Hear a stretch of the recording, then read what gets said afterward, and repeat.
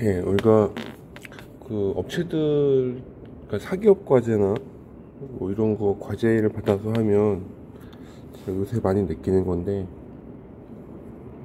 대부분 회사 이제 기획자분들, 예를 들어 사장님이나 이사님이나 이렇게 계획을 이제 이상적인 계획을 생각을 해서 오세요. 이상적인 계획들을.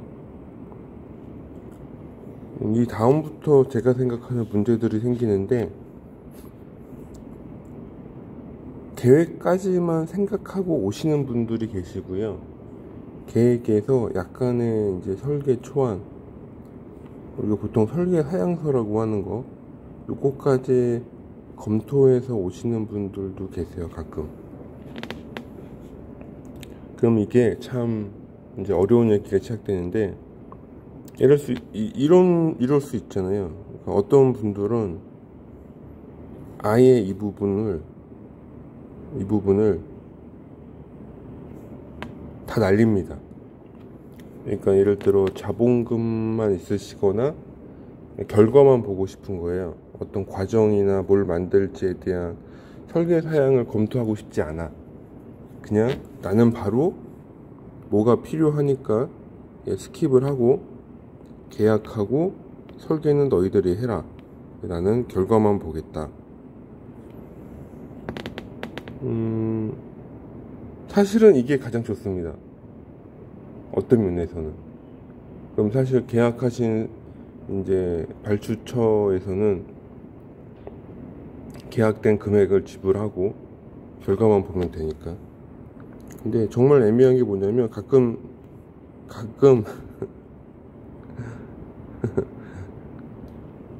엔지니어 분들이 오시는데, 이게 참 어려운 게요. 엔지니어가 아닌 분들이 제품 개발할 때도 어렵고요. 엔지니어인 분들이 제품 개발에도 어려워요.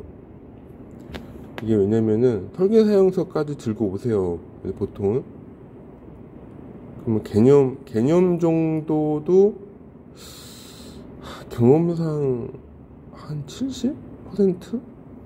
개념이라는 게 원래는 불확실하죠. 완전한 제품을 위한 게 아니니까. 근데 완전히 정립이 안 되고 오세요. 이제 그럴 수 있지 않느냐라고 이제 생각하실 텐데, 이제 이런 경우에 나중에 사단이 납니다.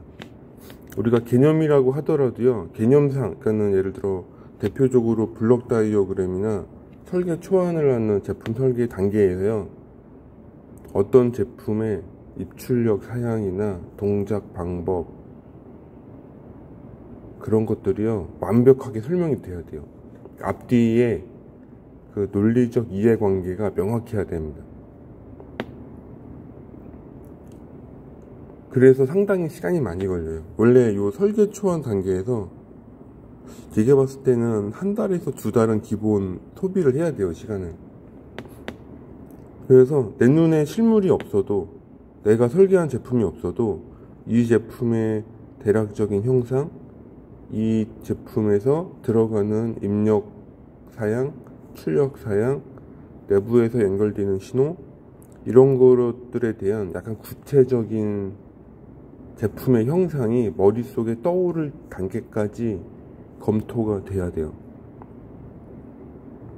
그래야 중간에 돌발 상황이 생겼을 때 이게 대응이 되거든요.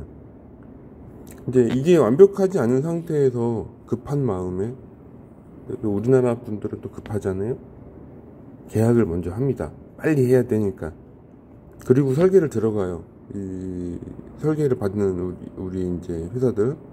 그럼 100% 중간에서 바뀌어요. 이런 경우가 꽤 있어요. 학교에서조차도 사기업 과제를 하면 한 5건 중에서 1건, 2건 정도? 아니까는 한 20에서 40% 정도의 비율로 이런 일들이 생기거든요. 그러면은 이게 뭐 바뀌면 바뀌죠. 뭐 그게 문제는 아닌데, 문제는 뭔가 사양이 바뀌면요 금방 바뀌는 줄 아세요. 시간이 걸리는 문제가 아니다 라고 생각한다는 거죠. 사실은 이제 중간에 뭐가 바뀌면, 뭐 입출력 사양이 바뀐다든가 어떤 동작이나 어떤 전원 용량이 바뀐다든가 어떤 회로의 중요한 구조가 바뀐다든가 바뀌면요, 설계 초안부터 다시 해야 되거든요.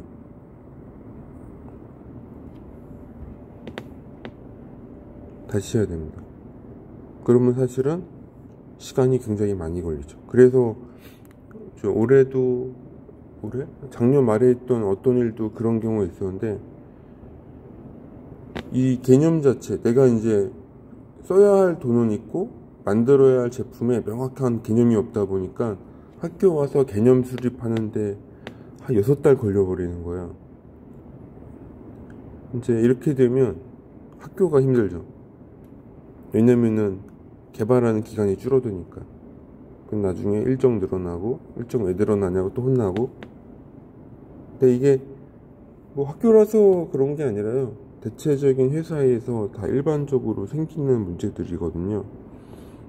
그래서 좀 이런 거 보면 우리나라가 지금 이제 연구개발 쪽에 계신 분들 혹은 이런 제품 개발하는 분들이 지금 시대 2020년 이후 분들은 이 설계 검토라는 단계를 좀 되게 면밀하게 할 필요가 있다는 거죠. 이게 곧 시간과 비용을 아끼는 방법입니다.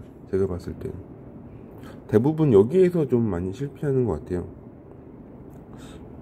특히나 우리나라가 지금 여기 뭐라고 하나, 요 분들 나이대가 이제 50대 60대까지도 가끔 계신데, 이분들이 대부분 우리나라가 이렇게 있잖아요, 고속성장하던 되게 황금기를 지내신 분들이라서 그냥 안 되면 사다 쓰고, 내가 개발할 거는 어디인가 다 제품이 개발되어 있는, 혹은 남들은 했는데 왜 못하냐, 약간 이런 마인드가 되게 강한 분들이 많으세요. 근데 그게 그렇지 않다는 거는 우리 엔지니어는 다 알고 있죠. 누가 만들어 놓은 그것은 그 사람들이 피와 땀과 뼈를 깎은 시간과 투자와 실패가 다 있었던 제품들이에요. 그래서 패스트 팔로우 전략이 되게 유용했던 거죠. 우리나라 입장에서는 그런 과정을 안 거쳐도 되니까 이미 잘 되어 있는 결과물을 따라가자죠. 사실 결과물까지 가는 과정이 어려운 건데, 난 이런 분들이 특히나 예를 들어 이런 거 있잖아요, 뭐 좀 대기업에서 오래 다니시다가 이제 좀 뭐 부장님이나 이사님 때쯤에 이제 나오셔서, 혹은 퇴직하셔서 개인 사업 하시는 분들 중에 이렇게 막 뭐 삽질하시는 분들, 약간 좀 실패하시는 분들 사고나 마인드를 보면 안타까운 게, 그냥 말만으로 뭔가 해결된다고 생각하시는 분들이 많으신데요, 그 말만으로 절대 해결되지 않아요.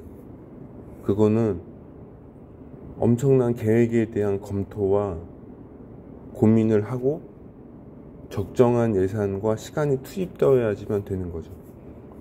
그래서 우리나라가 요새 제가 이런 상황들을 계속 보면은 느끼는 게 약간 중간쯤 온 것 같아요.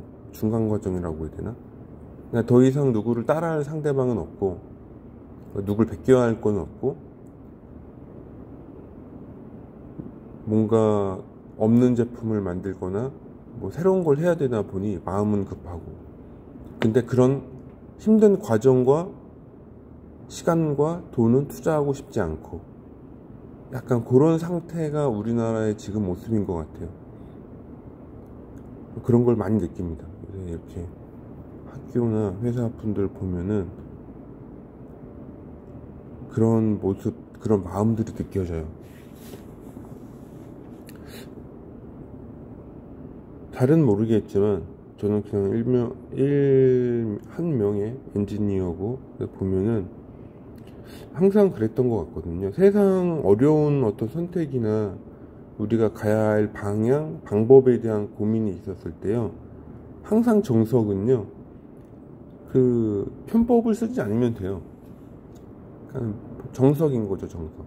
우리가 패스트 팔로우 전략을 폈을 때 따라가야 할 선진사들이 야매로, 손쉽게 개발한 건 없잖아요. 다 오랜 시간과 노력을 한 결과물이니까. 근데 우리나라도 이제 그렇게 해야 되는 시대가 온 거예요. 언제까지고 많은 부분 타국에 의존할 수도 없고 우리 스스로 어느 정도 그거를 수용할 수 있는 상황이 되어야만 실제 우리가 원하는 거를 이룰 수 있는 거죠. 특히 제조업이다 보니까 제조업 퍼센티지가 높다 보니까 더더욱 그렇거든요. 그래가지고 이제 요새 회사들에서 사람을 구할 때 경력자 위주로 뽑으려고 하는 이유도 약간 이러한 기조랑 관련이 있다고 봐요. 그러니까 더 이상 뭐 회사를 뭐 대기업을 어딜 다녔냐 이것도 중요하죠. 근데 그것보다 더 중요한 건 내가 필요한 물건을 만들어 줄 수 있는 실질적인 능력이 있느냐, 이것 때문에 경력자를 뽑는다고 봐요. 교수님들도 이런 얘기를 많이 하시거든요. 그러다 보니까 비실무적인 분들이 원대한 계획을 세우고 오셔서 설계 초안을 싹 날리는 거죠. 설계에 대한 고민을 해야 되는데 어차피 엔지니어가 아니다 보니까, 그러니까는 영업 마인드, 경영 마인드만 있다 보니까 주판만 튕기잖아요. 이득이 뭐 어떻게 되고 시간이 어떻게 되고. 그 계약을 합니다. 설계를 해요. 근데 이제 마음에 안 들어요. 뭐 시간도 걸리고 결과도 안 나오고 다시 원복하면 이제 일로 가는 게 아니라요. 사실은 그냥 파기 아니면 사기를 친다든가 이런 경우들이 비일비재예요. 비일비재.